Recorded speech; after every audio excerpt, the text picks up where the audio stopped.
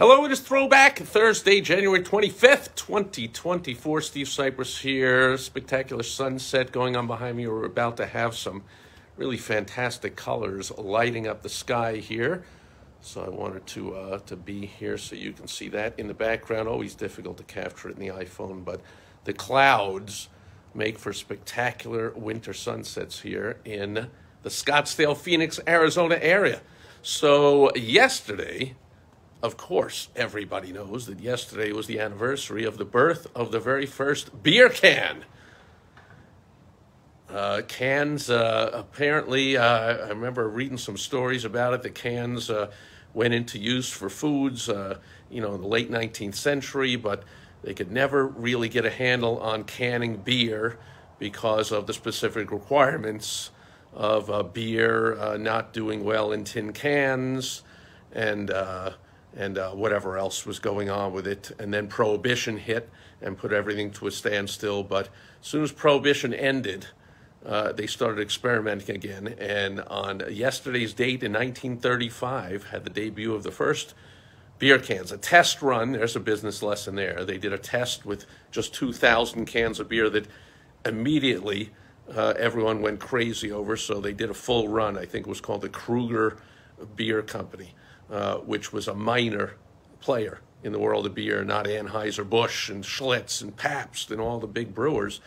And yet, by producing canned beer successfully, they started to eat into the market share of the big three. So that's the business lesson for today. Peter Drucker, famous world's top business consultant, famously said that, I'll paraphrase, that business is marketing and innovation. All else is cost. So if you want to grow a business, there's two things you got to do. You got to do marketing and you got to do innovation, and often they are both.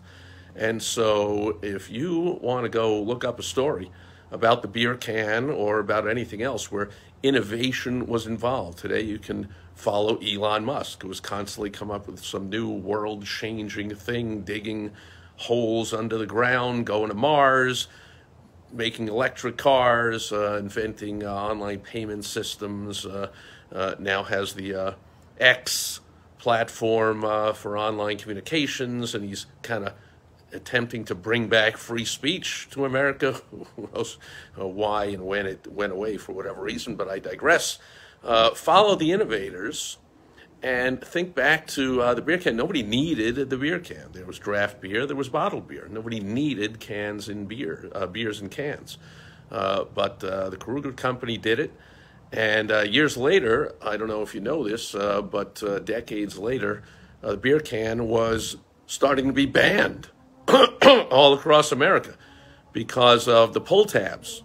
I don't know if you remember, I might be dating myself, I remember the old pull tabs, not the push-in tab that stays with the can that we have now. The old pull tabs, you pull them off and toss them, and that's why they were getting banned, because that was a shiny object, that pull tab, lying on the ground on the beach or in yards or all over the place, and dogs were eating them, and kids were picking them up and eating them, and they were choking on them, and there was all kinds of problems. They were like, that's it. Don't ban the pull tab, ban the can. Because that's how government reacts. They are always, still are, completely clueless about business, except they are masters. The Congress people in the U.S. are masters of trading the markets. It's amazing, since they know so little about business, and yet they make so much money trading stocks. But I digress again.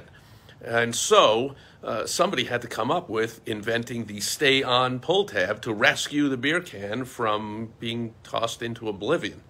And so somebody did that. So over and over, there was innovation just with something as simple as the beer can itself, where you needed a can opener, if you remember those days, and then the pull tab, and innovation, and then the stay-on push-in tab, or whatever they call it now. Again, innovation.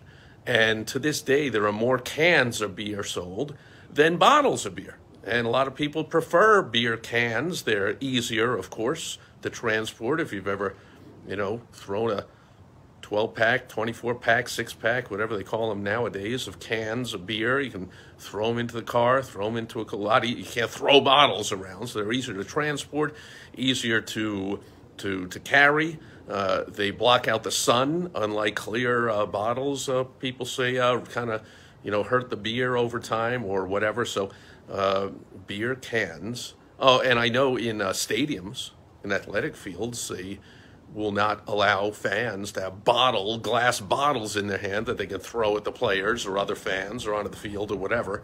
Of course, that's got to be cans that are a lot less trouble and harmful as bottles could be. But anyway, bottom line, you want to pay attention to marketing, successful marketing of other companies, and you want to pay attention to successful innovation of other businesses as well. You want to be around people that are talking about these things, that are discussing these things, that are sharing what they're doing as far as innovation and marketing in their businesses. You want to get into high-level marketing-based mastermind groups, hopefully 2 or 3 of them. Maybe you host one of your own, or it takes a little time to get up to speed where you feel confident hosting a marketing and innovation-based mastermind. I can tell you the teacher always learns more than the student. I host 3 different mastermind groups.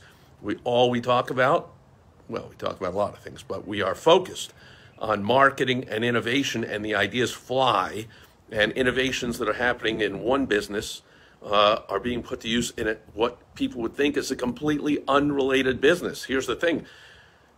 We talk about principles. We don't talk about specific tactics so much. We're based on principles, and principles are principles. They are true in any type of business, in any type of economy, in any type of situation, in any place, to any audience. They're principles of human behavior and what causes people to respond, to buy. Those are principles. They're time-tested, and they're transferable to all different businesses. That's the beauty of a well-run mastermind group. So if you have any interest, I currently have openings in 2 different mastermind groups of mine, and I will be filling them very shortly. If you have any interest, let me know, because if you love growing businesses and listening and hearing and getting to know people who grow their businesses and finding out how they're doing it so you can do these things in your business as well. You want to stay on the cutting edge of the latest strategies and latest things going on in the business world as far as marketing and innovation. Could be a good fit for you. So let me know if you have any interest. Anyway, that's the lesson today on Throwback Thursday, January 25th, 2024. Marketing and innovation are the 2 keys to your business. Those are the 2 ways you can grow your business. And in a really, really tough economy that we're going through right now, it's technically known as Bidenomics. Marketing and innovation are more important than ever. Hope this helps you. Thanks for being here today, and I'll catch you back here again tomorrow on Foundation Friday as the sun sets in the west.